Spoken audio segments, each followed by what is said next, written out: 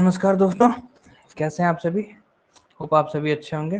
तो आज हम आ गए हैं वापस से एक नए स्टॉक के बारे में देखने के लिए। ठीक है, तो ये जो हमारा स्टॉक है ये है IFCI, इसका नाम है। ठीक है, इसका जो नाम है वो IFCI है, जिसको बोलते हैं industrial finance corporation of India. आप इसके इस नाम से ही इसके बारे में थोड़ा जानकारी ले सकते हैं कि लाइक ये क्या है। ये इंडस्ट्रियल इंडस्ट्रियल मीन्स ये एक एक तो ये फाइनेंस कॉर्पोरेशन है। ठीक है, जो कि फाइनेंस कॉर्पोरेशन क्या होता है, वो पैसे लेन देन का काम करता है। ठीक है, इंडस्ट्रियल अगर इसमें ऐड हो गया तो ये इंडस्ट्रीज मतलब डिफरेंट डिफरेंट जो ग्रुप ऑफ इंडस्ट्रीज हैं, जैसे कि textile industry, paper industry, sugar industry, ये सब जो इंडस्ट्रीज हैं, ठीक है, कंस्ट्रक्शन इंडस्ट्री, इनको ये पैसे लेने देने का काम करता है। आप इसके नाम से समझ सकते हैं। ठीक है, इसका जो पेरेंट ऑर्गेनाइजेशन है जहाँ से ये मतलब हुआ है, इसकी ओरिजिन, ठीक है, ये IFCI लिमिटेड है। ठीक है, इसके MD और CEO जो है वो करंट में श्री सुनील बंसल सर है। ठीक है, ये कंपनी जो फाउंड की गई थी 1993 में की गई थी। NSE सिंबल इसका IFCI है। चलिए आगे देखते हैं। अच्छा चलिए, IFCI limited is a non banking financial company. ठीक है, ये कंपनी है। ठीक है, लाइक ये नॉन बैंकिंग फाइनेंशियल कंपनी है। ठीक है, यहाँ पे ये ध्यान रखिए कि ये नॉन बैंकिंग है। ठीक है, the company provides financial support for the diversified growth of industries across the spectrum. Spectrum means यहाँ पे इंडिया की जो बहुत सारी कंपनीज हो गई, ठीक है, इंडस्ट्रीज हैं, उनको ये फाइनेंशियल सपोर्ट प्रोवाइड कराती है। ठीक है, ये कंपनी जो है ये मेनली इनका जो काम है वो फाइनेंशियल सपोर्ट देने का होता है। ठीक है, it is also engaged in providing other credit granting services. ये अदर क्रेडिट ग्रांटिंग सर्विसेज जो होते हैं वो भी ये इंगेज हैं उसमें, वो प्रोवाइड कराते हैं। The company deals in granted loans product में भी ये कंपनी डील करती है। ठीक है, the company offers financial products including loan products, project finance, corporate finance, syndication and advisory and structured products. इन सभी जो सेगमेंट्स हैं इन सब में ये कंपनी डील करती है। It caters to the varied needs of a diverse set of customers ranging across small, mid and large corporates। यहाँ पे जो इनके कस्टमर्स होते हैं, कस्टमर्स ये बोल रहे हैं मेनली कॉर्पोरेट्स को, लाइक जो इंडस्ट्रीज हैं।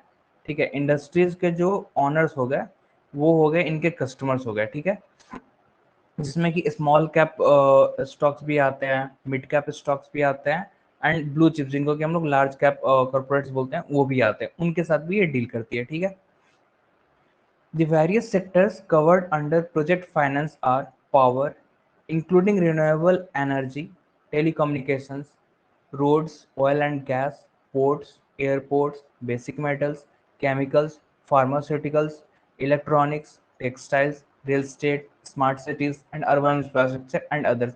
मतलब ये कंपनी जो सारे में इन्वेस्ट करती है, सारों को लोन देती है, सब कुछ मतलब एवरी शेयर्स को, मतलब हर वेरियस टाइप ऑफ सेक्टर्स में ये इन्वेस्टमेंट करती है जनरली। ठीक है, लाइक जैसे अभी रिन्यूएबल एनर्जी बहुत जोरों शोरों पे है, उस पर करती है, टेलीकम्युनिकेशन पे करती ही है, जियो फाइनेंशियल सर्विसेज अभी अभी है, रोड्स कंस्ट्रक्शन मैंने बताया था, oil and gas, ports, airports, ये सारे में ये कंपनी इन्वेस्ट करती है। ठीक है, आगे चलते हैं।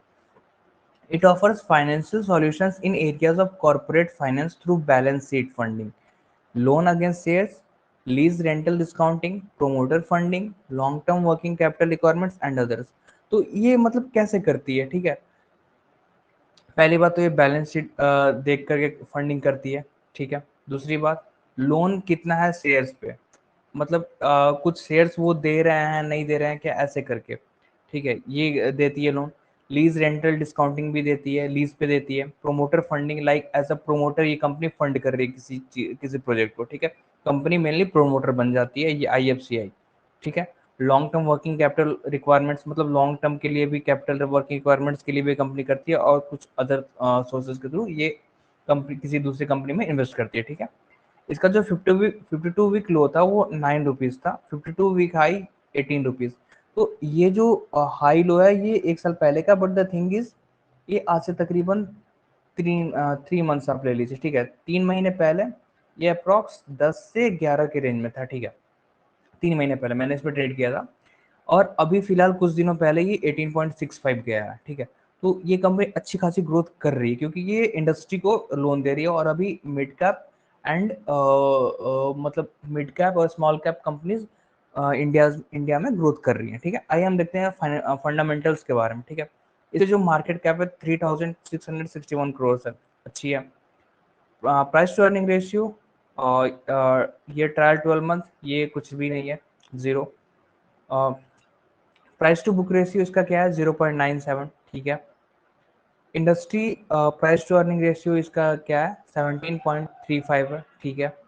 डेट टू इक्विटी जो है इसकी 1.60। एज अ फाइनेंशियल कॉर्पोरेशन होने के साथ साथ अगर आपके डेट टू इक्विटी 1.60 है तो ये काफ़ी अच्छी बात है, क्योंकि हमने IRFC में देखा था कि लाइक उसकी जो IRFC की थी वो 8.72 के समथिंग अप्रॉक्स थी, पहले वो 9 थी बट अभी घट के आई है। सो ठीक है। रिटर्न ऑन इक्विटी है 6.80 का है। डिविडेंड यील्ड और ईपीएस अभी अर्निंग पर शेयर अभी इसने कुछ नहीं दिया, ठीक है। बुक वैल्यू इसकी 17.15 की है। आपको क्या चाहिए, रिस्क फ्री होना है ना, तो ये देखिए अगर कंपनी की बुक वैल्यू 17.15 है, मतलब कंपनी अगर लिक्विडेट हो गई तो वो 17.15 के हिसाब से आपको रेट देगी, तो इसका इससे अच्छा और क्या बात हो सकती है आपके लिए। आपके लिए सिक्योरिटी मेंटेन कर रही है कंपनी, ठीक है। फेस वैल्यू इसकी 10 है, मतलब अभी तक इसमें स्प्लिट नहीं हुई है। अब आइए नजर डालते हैं हम जरा क्वार्टरली रिजल्ट पे, ठीक है। जून क्वार्टर में रिवेन्यू देखा जाए तो 311, सितंबर में 413, दिसंबर में 348, ये सारे क्रोर्स में है। मार्च में 414, जून में मतलब रिवेन्यू अच्छा खासा इसका हुआ। प्रॉफिट पहले जून क्वार्टर में देखा जाए तो -209 करोड़ था, सितंबर में बढ़ के हुआ 164, फिर 92, उसके बाद मार्च में आया -255, फिर जून में आया -144।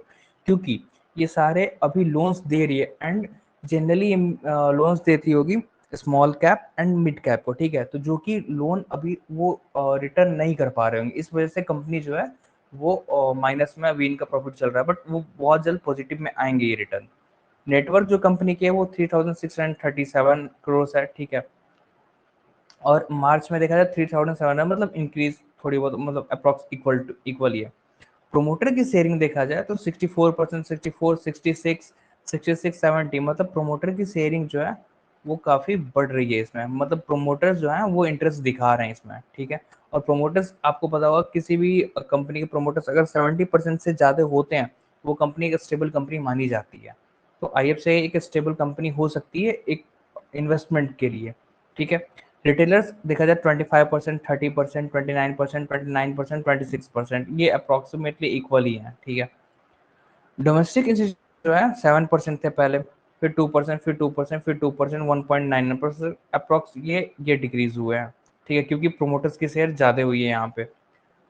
फॉरेन इंस्टीट्यूशन देखा जाए 2%, 1.9, 1.9%, 2%, 1.51%, तो इसको भी आप इक्वल टू ही मान लीजिए, ठीक है। क्योंकि अभी आप जब तक प्रोमोटर्स नहीं निकले तब तक आप कहाँ पे लेके आएंगे, शेयर देंगे।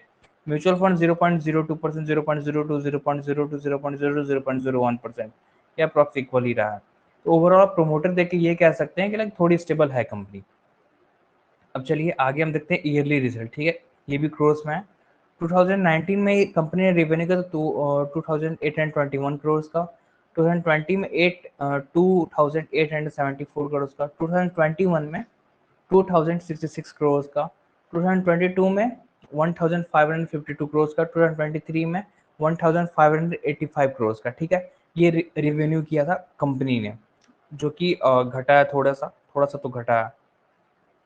प्रॉफिट अगर देखा जाए तो -489 करोड़, -230 करोड़, -1942 करोड़, अगेन 2020 में -831 करोड़, 2023 में -208 करोड़। तो प्रॉफिट तो इसमें थोड़ी माइनस में है बट थोड़ी बहुत इंक्रीमेंट देखने को मिली है। अगेन ये निगेटिव में है आइदर, फिर भी ये अभी भी निगेटिव में है, ठीक है। बहुत जल्द हमें पॉजिटिव देखने को मिल सकता है इसमें, इस शेयर से, ठीक है। इसकी नेटवर्क देखते हैं पहले। तो नेटवर्क पहले था 5357 करोड़, 5249 करोड़। 2021 में ये घट के आ गया 3738 करोड़। 2022 में ये घट के आ गया 2818 करोड़। फिर से 2023 में ये वापस से बढ़ के 1000 ये इंक्रीज हुआ है, एंड ये वापस से 3767 करोड़ पे आ गया है। तो ये कंपनी फिलहाल तो घटी है, ठीक है। 293 से 2019 से 2023 देखा जाए तो ये कंपनी घटी है, बट द थिंग इज ये कब तक घाटे में रहेगी, नहीं, ये small cap and mid cap को ये फंडिंग दे रही है, ठीक है। वो जैसे जैसे लोन रिकवर करना शुरू करेगी, ये कंपनी प्रॉफिट में आएगी, और प्रोमोटर्स इसमें इंटरेस्ट दिखा रहे हैं, इसका मतलब ये है कि कंपनी बहुत जल्द प्रॉफिट में आने वाली है, ठीक है। आइए देखते हैं हम इसी बीच की इसके जैसे कौन कौन से स्टॉक्स हैं। तो IRFC हो गया, ठीक है, REC लिमिटेड हो गया, पावर फाइनेंस कॉर्पोरेशन हो गया, पिरामिड इंटरप्राइजेस हो गया, हाउसिंग एंड अर्बन कॉर्पोरेशन हो गया, ये इसके रेट हैं, ठीक है। PTC इंडिया फाइनेंशियल सर्विसेज हो गया, ठीक है, मॉर्फिन ग्रीन फाइनेंस हो गया, कैपिटल इंडिया फाइनेंस हो गया, जिसमें से मेरी क्या आप सभी की स्पेशलाइजेशन होगी ये IRFC मेरे हिसाब से, क्योंकि ये रेलवे का स्टॉक है एंड मोनोपोली है इसका, ठीक है। तो आप चाहें तो इसे इन्वेस्ट के लिए आप तौर पे देख सकते हैं, मल्टी बैगर रिटर्न दे सकता है, ठीक है। आगे देखते हैं। हाँ, तो इस वीडियो की लिंक में आपको मिल जाएगा हमारा टेलीग्राम चैनल, ठीक है, जहाँ पे हम डेली स्टॉक एनालिसिस भी डालते हैं। जीरोधा के लिंक मिल जाएगा। अगर आपका डीमेट अकाउंट नहीं है तो आप डीमेट अकाउंट खोल लें वहाँ से। अब स्टॉक्स का डीमेट अकाउंट का लिंक मिल जाएगा आपको, ग्रो का डीमेट अकाउंट का लिंक मिल जाएगा आपको, ठीक है। Thank you. अगर ये वीडियो आपको पसंद आई हो, कुछ इन्फॉर्मेशन लगा हो, तो वीडियो को लाइक करें, शेयर करें एंड कमेंट करें। Thank you. मिलते हैं अगले वीडियो में फिर से, तब तक के लिए गुड नाइट।